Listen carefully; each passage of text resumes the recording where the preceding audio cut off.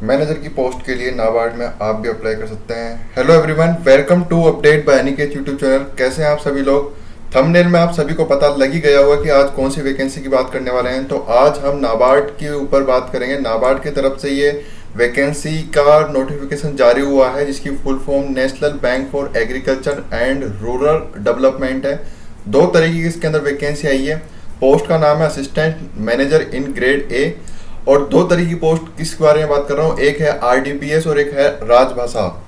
चलिए इसके बारे में डिटेल से बात करते हैं। सबसे पहले हम फॉर्म अप्लाई डेट की बात करें तो यहाँ पे लिखा हुआ है कि बिटवीन 27 जुलाई 2024 से 15 अगस्त 2024 के बीच हम यहाँ पे ऑनलाइन फॉर्म अप्लाई कर सकते हैं, जिसकी ऑफिशियल वेबसाइट जो है www.nabard.org है। यहाँ पे लिख रखा है, ये रहा।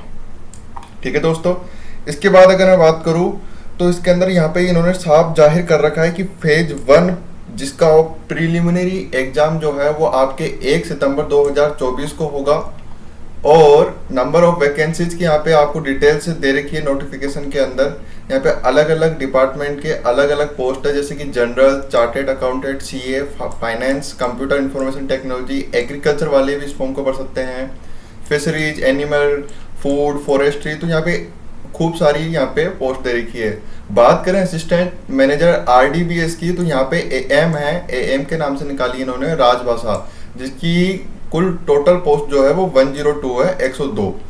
चलिए अब इसके बाद बात करते हैं हम एलिजिबिलिटी क्राइटेरिया की।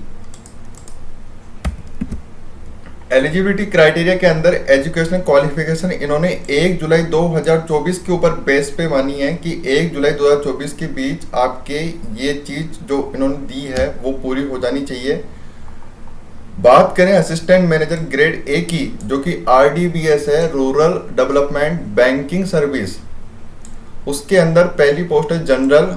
इसके अंदर आपके किसी भी बैचलर डिग्री के अंदर 60% मार्क्स आने चाहिए, और ST SC PWBD कैटेगरी के अंदर 55%।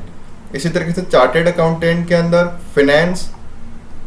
कंप्यूटर इंफॉर्मेशन टेक्नोलॉजी की बात करें तो इन्होंने computer science, information technology, electronics and telecommunication और ये वाली ब्रांचेज मांगी है।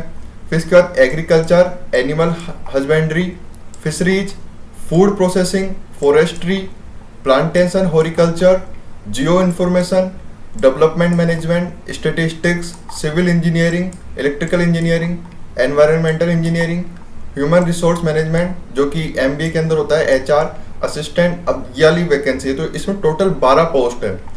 सेकंड वैकेंसी की बात करूँ तो असिस्टेंट मैनेजर वही है, लेकिन एक राजभाषा के नाम से निकलती है। उसके अंदर क्या होता है, डिफरेंस यही है कि जिन्होंने हिंदी और इंग्लिश के अंदर ग्रेजुएशन कर रखी है वो इस फॉर्म को अप्लाई कर सकते हैं। समझ गए आप लोग अब? ठीक है दोस्तों, अब इसके अंदर देखिए, इसके अंदर इन्होंने बोला कि हिंदी या इंग्लिश के अंदर आपने ग्रेजुएशन कर रखी हो, मिनिमम 60% होनी चाहिए आपके पास, एंड 2 साल का एक्सपीरियंस होना चाहिए। ठीक है, अगर ये नहीं है तो आपके पास यहाँ पे मास्टर डिग्री होनी चाहिए हिंदी के अंदर 60% के साथ। साथ ही साथ इंग्लिश आपके अंदर मेन सब्जेक्ट या इलेक्टिव सब्जेक्ट होना चाहिए, या फिर इंग्लिश के अंदर मिनिमम 60% से आप मास्टर कर रखे हो, और हिंदी के अंदर आप मेन इलेक्टिव सब्जेक्ट होना चाहिए। ठीक है, चलिए अब बात करेंगे हम इसके अंदर एज लिमिट की। एज लिमिट आपको पता होना चाहिए, यहाँ पे 5 साल का रिलैक्सेशन मिल रखा है ST SC वालों को। और इसके बाद सिलेक्शन प्रोसीजर की बात करें तो यहाँ पे देखिए, test of reasoning 20 question 20 number, English language होगी, कंप्यूटर नॉलेज का एग्जाम होगा, quantitative aptitude, math, decision making, general awareness, eco and social issues, agriculture and rural development. तो टोटल 8 सब्जेक्ट का आपके प्री होएगा, और प्री 200 क्वेश्चन होंगे और 200 नंबर के ही ये पेपर होने वाला है। आपको 2 घंटे मिलेंगे इसके लिए।